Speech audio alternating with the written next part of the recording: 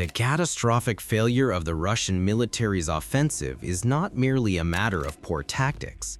It is the inevitable consequence of a system that has chosen to substitute military reality with political fantasy. The core truth, revealed by testimony from within the ranks, is that the Russian army is fighting a war based on maps that do not correspond to the actual front line, leading to suicidal assaults and the immense, needless sacrifice of manpower. This is FPV Explainer, where we break down the most fascinating stories in drone warfare, global affairs, and US domestic politics. If you're enjoying this deep dive, hit the like button, subscribe, and drop a comment telling us what topic you want to see next. Your feedback shapes our future videos and keeps us bringing you clear, detailed analysis from the front lines. Also, please watch this video to the very end, even if you play it in the background without sound, as your continuous viewing is critical to help promote the truth about the war. The system's collapse is rooted in a deliberate and pervasive mechanism of deception that operates across every echelon of the chain of command, a system that can be described as having 3 layers of falsification. The initial layer of the lie begins with the soldiers and field commanders who are under intense pressure to report progress. To satisfy this demand, they engage in coloring in territory on credit. A reconnaissance team of 2 men might temporarily occupy a small corner of a tree line, but that action is immediately reported as a complete seizure of the entire kilometer-long forest strip. The commander files a report stating that the position is secured, thus manufacturing a game that does not exist on the ground. The second layer of deception occurs at the division and army headquarters level. When these partially fabricated reports are received by the operational staff, the analysts who are supposed to be managing the complex maneuver warfare, the lie is not corrected, it is amplified. The divisional staff is under pressure from the higher command to show overwhelming success, especially when generals like General Gerasimov visit the field. The staff, knowing the reports are false, then intentionally enhance the painted lines, creating an even larger captured zone on the master maps. The territory gained on the map is exponentially larger than the reality, all to ensure the report travels successfully up the chain. The final, highest layer of the lie is committed at the general staff level. The testimony from the insider confirmed that specific, highly misleading maps, known internally as the general staff's own colorings, were sent down to field headquarters. These documents depicted the positioning of Russian troops in fantastical locations where they were never present, creating a strategic delusion for the highest military leadership. These politically motivated maps are then presented to Vladimir Putin, who relies on this fictionalized reality to make strategic decisions, such as ordering aggressive offensives. This constant, pervasive cycle of institutionalized lying is the precise reason why the Russian military remains stuck in a tactical deadlock. The high command is ordering its soldiers into suicidal missions based on a fabricated reality, accelerating the loss of life and equipment to maintain a political narrative of perpetual victory. We have established the foundational structure of deception in the Russian chain of command. Now, we confront the grotesque climax of this system, the moment military fiction is created for and consumed by the highest-ranking general, turning the leader of the general staff, General Gerasimov, into the ultimate victim and purveyor of the illusion.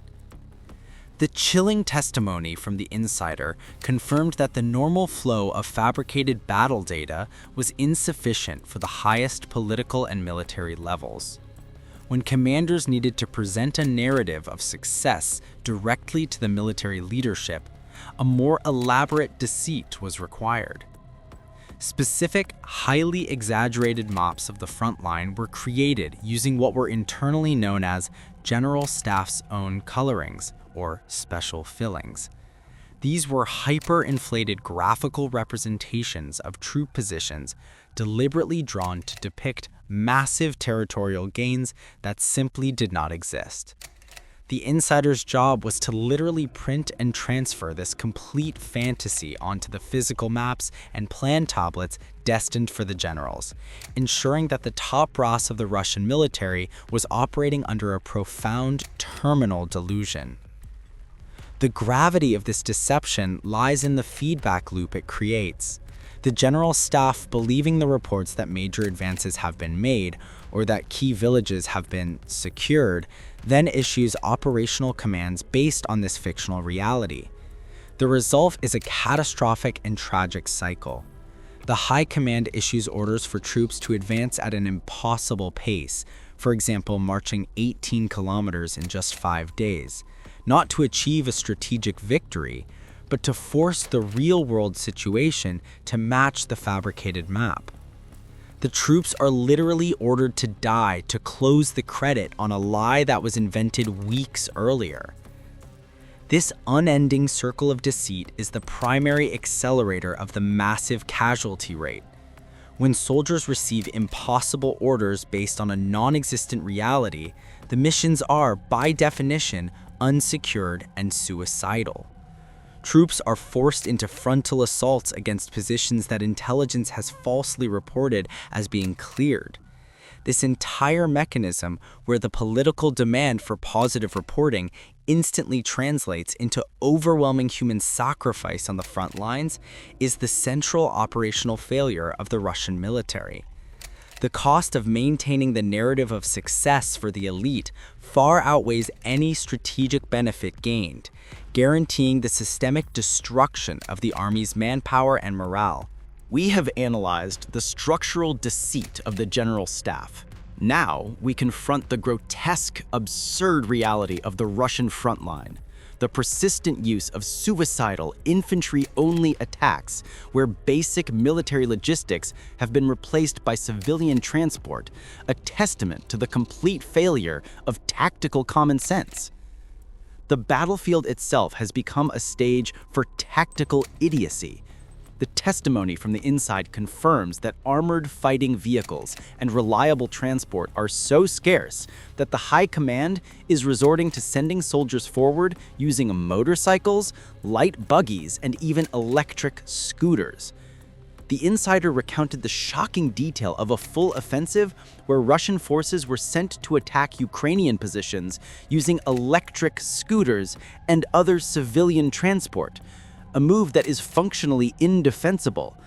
These are not military vehicles. They are disposable assets that offer no protection against the relentless fire of FPV drones and anti-tank systems. This choice of transport is a visible, humiliating sign of a broken supply chain and a profound lack of respect for human life. The consequence of these unsupported attacks is the endless, meaningless consumption of manpower. When an offensive is ordered to match a fictional map, and the troops are provided with absurd, unarmored transport, the mission is guaranteed to fail.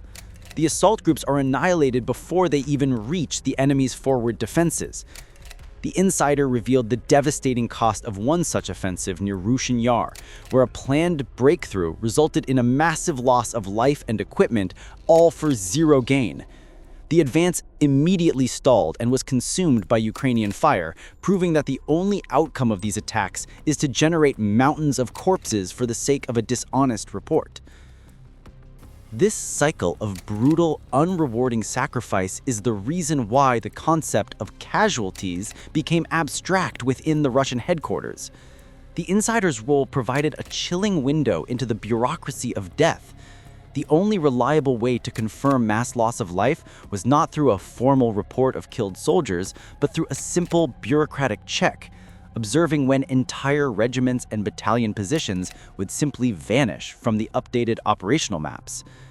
If a position was removed from the map after a day of heavy fighting, it was an immediate confirmation that the unit had been effectively annihilated, unable to report its own status. This stark fact confirms that the human cost of the war has been normalized to the extent that an entire unit's destruction is treated as a simple cartographic update. The infantry is being sacrificed not to gain ground, but to validate the lie of the general staff. We have analyzed the structural deceit and tactical failures consuming the Russian military. Now we confront the final, terrifying breakdown that guarantees the system's collapse.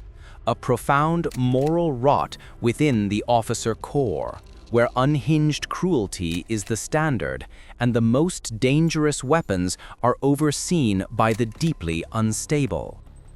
The testimony from the deserter reveals a command environment characterized by utter moral chaos and pervasive sadism. The army is not led by disciplined professional officers. It is being run by individuals who are, by all accounts, mentally and morally unfit for command.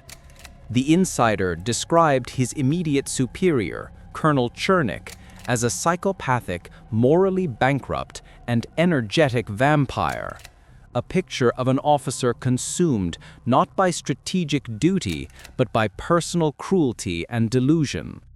This level of command represents the final stage of negative selection, where years of corruption and lack of accountability have ensured that the most professional and ethically sound leaders have been purged, leaving those who thrive in chaos and brutality.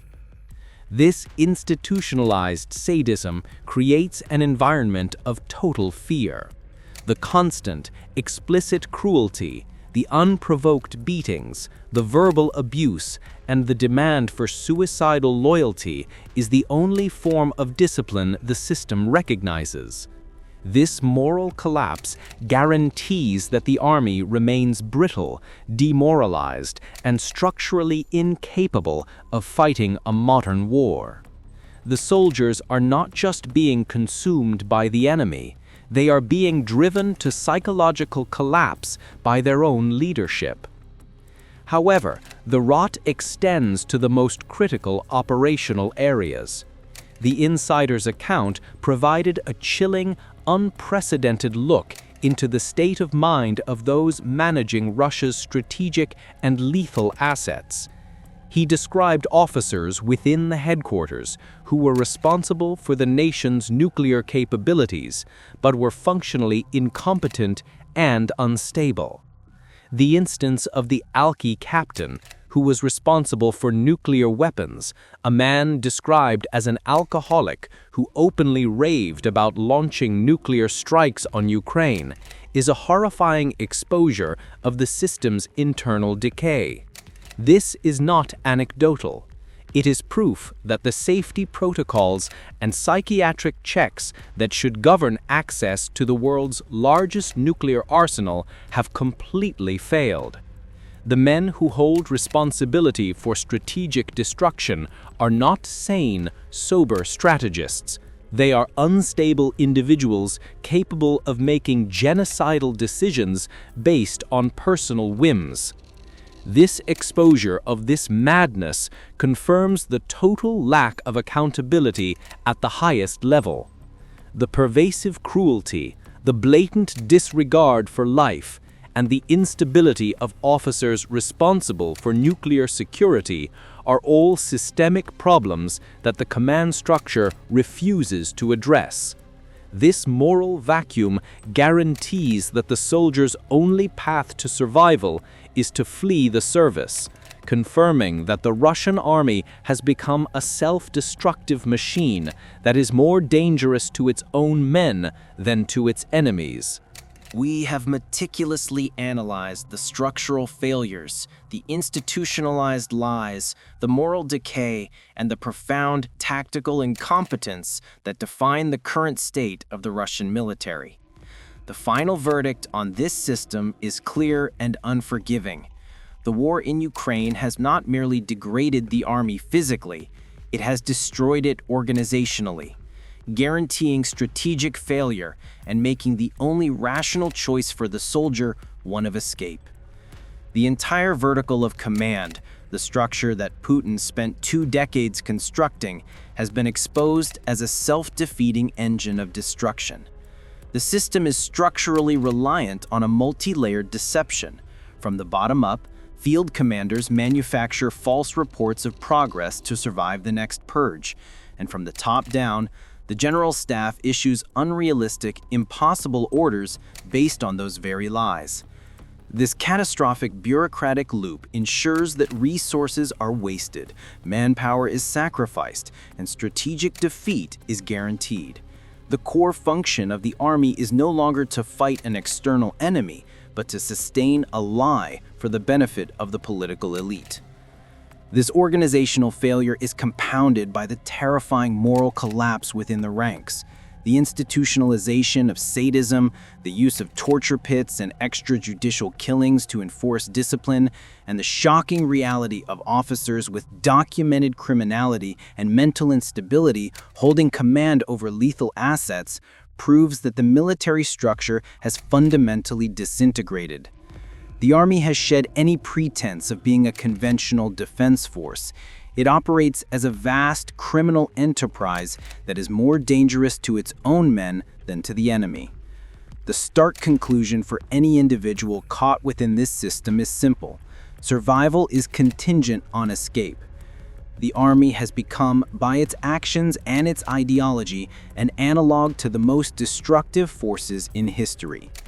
The complete absence of legal accountability, the pervasive culture of internal murder, and the unyielding command to sacrifice manpower for a lie confirmed that a man of conscience cannot serve the state. The Russian military is not just losing the war, it is actively creating the conditions for its own systemic collapse, forcing every individual to choose between his life and the maintenance of a brutal, self-destructive political fiction.